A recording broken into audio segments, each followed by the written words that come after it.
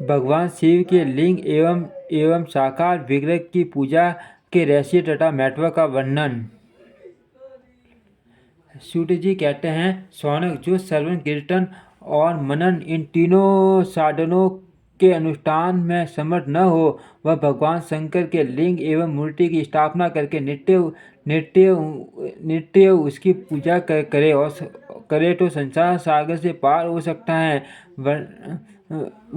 वरना अथवा चल करते हुए अपनी शक्ति के अनुसार धनराशि ले वरना अथवा छल न करते हुए अपनी शक्ति के अनुसार धनराशि ले जाए और उसे शिवलिंग अथवा शिव मूर्ति की सेवा के लिए अर्पित कर दे। साथ ही निरंतर उस लिंग एवं मूर्ति की पूजा भी करे। उसके लिए भक्ति भाव से मंडप, गोपुर, तीर्थ, मठ एवं क्षेत्र की स्थापना करे तथा उत्सव रचाए। वस्त्र, गंध, पुष्प, धूप, दीप तथा पुआ और शाक आदि व्यंजनों से युक्त भांति भांति के भक्ष्य भोज्य अन्न नैवेद्य रूप में समर्पित करे।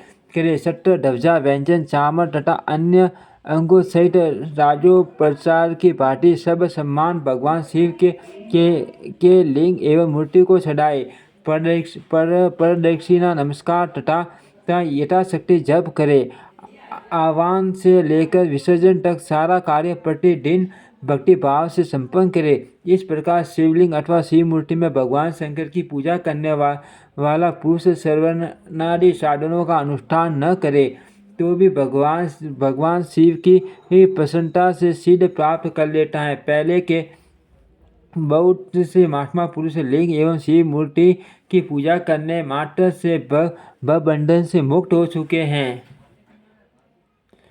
ऋषियों ने पूछा, मूर्ति में ही सर्वत्र देवता की पूजा होती है, लिंग में नहीं, परंतु भगवान शिव की पूजा सब जगत मूर्ति में और लिंग में क्यों की जाती है?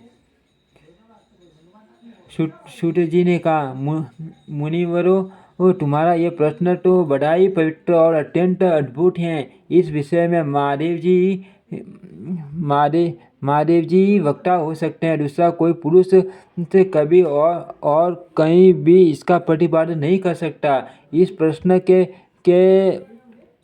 के समाधान के लिए भगवान शिव ने जो कुछ कहा है और उसे मैंने गुरु जी के मुख से जिस प्रकार सुना है उसी तरह कर्मश वर्णन करूँगा। एकमात्र भगवान शिव ही ब्रह्म रूप होने के कारण निष्कल्प निराकार कहे गए हैं। रूपवान होने के कारण उन्हें सकल भी कहा गया है। इसलिए वे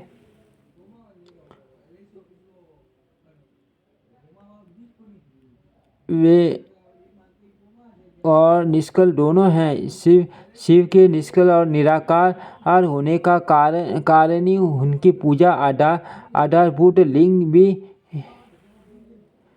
लिंग में ही प्राप्त हुआ है, अर्थात शिव के निराकार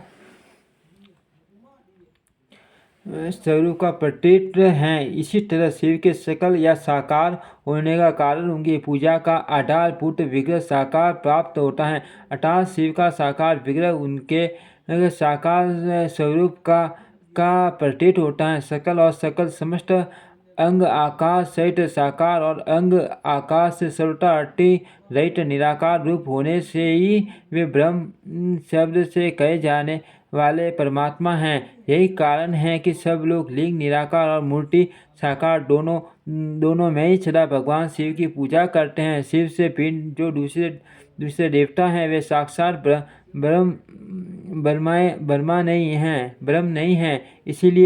इसीलिए कहीं भी उनके लिए निराकार लिंग नहीं उपलब्ध होता है। पूर्व काल में बुद्धिमान ब्रह्मपुत्र सतन कुमार मुनि ने मंदराचल पर नंदी केश्वर से इसी प्रकार प्रश्न किया था। सत कुमार बोले, भगवान शिव से भिन्न जो देवता हैं उन सबकी पूजा के लिए सर्वत्र प्राय वेद मूर्ति मात्र ही अधिक संख्या में देखा और सुना जाता है। केवल भगवान शिव की पूजा में लिंग और ये दोनों का उपयोग देखने में आता है। अट कल्याण में नंदिकेश्वर इस विषय में जो तत्व की बात हो उसे उसे मुझे इस प्रकार बताइए जिससे अच्छी तरह समझ में आ जाए। नंदिकेश्वर ने कहा, निष्काम ब्रह्म कुमार, आपके इस प्रश्न का हम जैसे लोगों के द्वारा कोई उत्तर नहीं दिया जा सकता, क्योंकि यह गोपनीय विषय है और लिंग साक्षात ब्रह्म का प्रतीक है। तथापि आप शिव भक्त हैं, इसीलिए इस विषय में भगवान शिव ने जो कुछ बताया है उसे ही आपके समक्ष कहता हो। भगवान शिव ब्रह्म स्वरूप और निष्कल निराकार हैं, इसलिए उन्हीं की पूजा में निष्कल लिंग का उपयोग होता है। संपूर्ण वेदों का यही मन है। सच कुमार बोले, माँ भाग योगी नंद, आपने भगवान शिव तथा दूसरे देवताओं के पूजने में लिंग और वेद के प्रसार का जो रहस्य विभाग पूर्वक बताया है वह यथार्थ है। इसीलिए लिंग और वेद की आदि उत्पत्ति का जो उत्तम वृत्तांत है उसी को मैं इस समय सुनना चाहता हूँ। लिंग के प्राकृत्य रहस्य से मूर्छित करने वाला प्रसंग मुझे सुनाइए। इसके उत्तर में नंदिकेश्वर भगवान महादेव के निष्कल स्वरूप लिंग के आविर्भाव का प्रसंग सुनाना आरंभ किया। उन्होंने ब्रह्मा तथा विष्णु के विवाद, देवताओं की व्याकुलता एवं चिंता, देवताओं का दिव्य कैलाश शिख पर गमन, उनके द्वारा चंद्रशेखर महादेव का स्तवन, देवताओं से प्रेरित हुए महादेव जी का ब्रह्मा और विष्णु के विवाद स्थल में आगमन तथा दोनों के बीच में निष्कल आदि अनंत रहित भीषण अगस्त्यम के रूप में उनका आविर्भाव आदि प्रसंगों की कथा कही।